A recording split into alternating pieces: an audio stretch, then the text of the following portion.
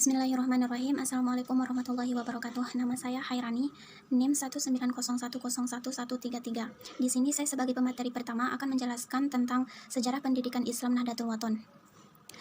Nahdlatul Wathon ini merupakan salah satu organisasi sosial keagamaan Islam di Indonesia yang fokus pada bidang pendidikan, sosial, dan dakwah.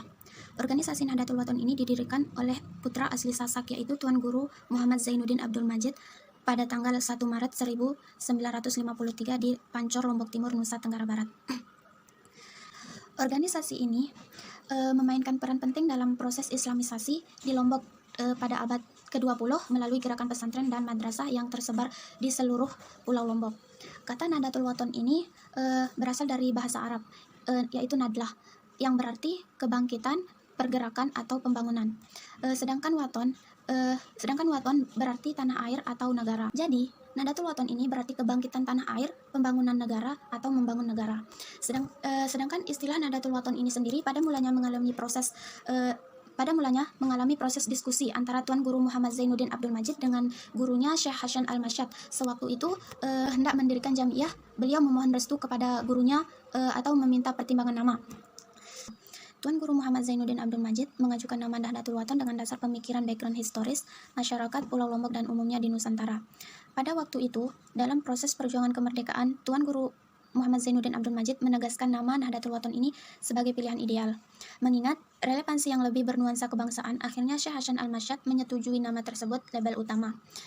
Tetapi dalam visi dan misi perjuangan organisasi tersebut harus menjadikan agama sebagai basis perjuangan yang utama. Nahdlatul Wathon ini juga menganut paham akidah Ahlussunnah wal Jamaah dengan menganut mazhab Syafi'i sebagai mazhab tunggal organisasi. Walaupun organisasi ini menganut mazhab Imam Syafi'i, namun dalam praktiknya tradisi keagamaan yang berkembang di lingkungan jamaah Nahdlatul Wathon bercampur dengan praktik budaya lokal, dengan pengaruh kuat di kalangan jamaah Nahdlatul Wathon. Sejalan dengan praktik keagamaan atau lebih dikenal dengan Islam di Nusantara, Tuan Guru Muhammad Zainuddin Abdul Majid juga mengikuti pola dakwah Wali Songo di Pulau Jawa. Beliau juga mengembangkan tradisi Islam Sufi yang sangat adaptif dan akomodatif dengan budaya lokal. Walaupun organisasi Nahdlatul Wathon adalah organisasi keagamaan Islam ortodok, akan tetapi Tuan Guru Muhammad Zainuddin Abdul Majid justru menggunakan Pancasila sebagai asas organisasi. Bukan Islam ini sangat menarik karena bertolak belakang dari latar belakang keagamaan dan kepartaian politik yang dikenal sangat Islami. Keputusan ini menunjukkan dirinya sebagai sosok nasionalis religius yang mengedepankan kepentingan bangsa pada kepentingan pribadi dan kelompok. Tuan Guru Muhammad Zainuddin Abdul Majid ini sangat dikenal kooperatif dengan pemerintah daerah dan pusat. Mungkin cuma itu saja. Sekian. Wassalamualaikum warahmatullahi wabarakatuh.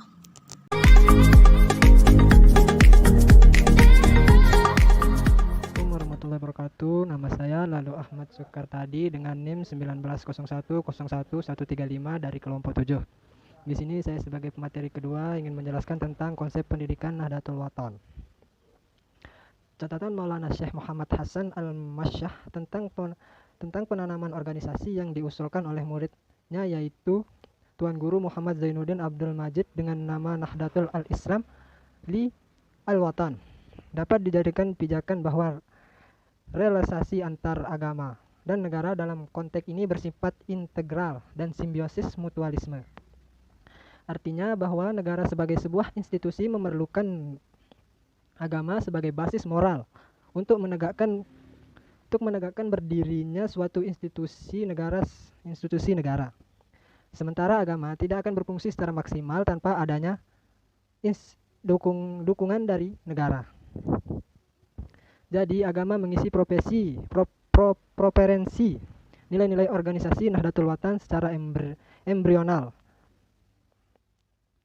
berasal dari Madrasah Nahdlatul Wathon, Diniyah Islamiyah, dan Madrasah Nahdlatul Banat Diniyah Islamiyah didirikan dengan suasana dan kondisi sosio-historis baik dalam konteks pengalaman agama Islam, penegakan agama Islam maupun kebangsaan. Kelahiran negara tersebut sekaligus memberi respon terhadap konteks sosio-historis masyarakat pada masa itu.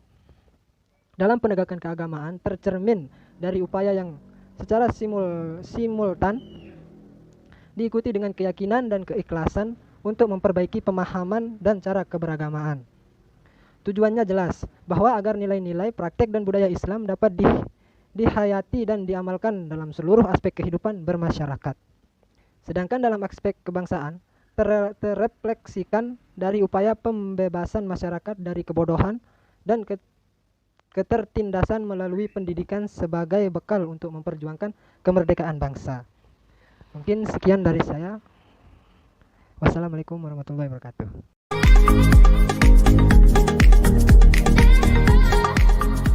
Baik, di sini saya akan menjelaskan apa itu kelebihan kekurangan konsep praktek pendidikan Nahdlatul Wathon. Bahwa secara garis besar perkembangan organisasi Nahdlatul Wathon ini dapat dijadikan menjadi 3 periode. Yang pertama yaitu dari tahun 1954 sampai 1976. Terus yang kedua dari 1977 sampai 1985. Terus yang ketiga dari tahun 1986 sampai 1997. Nah, periode pertama merupakan periode pengaturan berbasis organisasi yang menarik beratkan pada penataan aspek-aspek organisasi, sehingga pada periode ini organisasi mengalami perkembangan signifikan. Ini dilihat dari sebagai berikut, adanya upaya-upaya memperluas jaringan organisasi. Terus yang kedua, adanya upaya untuk meningkatkan perhatian terhadap hitah organisasi sebagai organisasi yang bergerak di bidang pendidikan, sosial, dan dakwah. Terus di periode kedua yaitu dari tahun 1977 sampai 1985, yaitu organisasi Nahdlatul Wathon mengalami masa-masa sulit dan kritis sampai pada titik yang sangat nadir.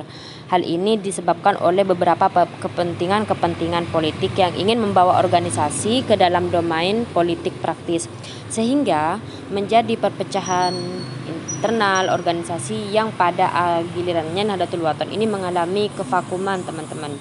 Sehingga akibat krisis tersebut, maka seperti dalam bidang pendidikan, Nahdlatul Wathon ini mengalami kemunduran. Nahdlatul Wathon ini tidak menutup kelemahannya, terutama dalam hal administrasi dan registrasi. Karena Nahdlatul Wathon ini selalu husnuzon, teman-teman, berbaik prasangka. Keluarga Nahdlatul Wathon ini sudah dianggap mengerti, bahkan kepada orang luar pun Nahdlatul Wathon ini selalu berbuat baik sangka. Sehingga kurang kolektif, teman-teman. Akibatnya banyak madrasah atau sekolah Nahdlatul Wathon ini yang hilang dan dikaburkan statusnya, padahal itu semua dari wakaf. Mungkin hanya ini yang bisa dapat saya sampaikan, kurang lebihnya saya mohon maaf. Wallahul muwaffiq ila aqwamit thoriq. Wassalamualaikum warahmatullahi wabarakatuh.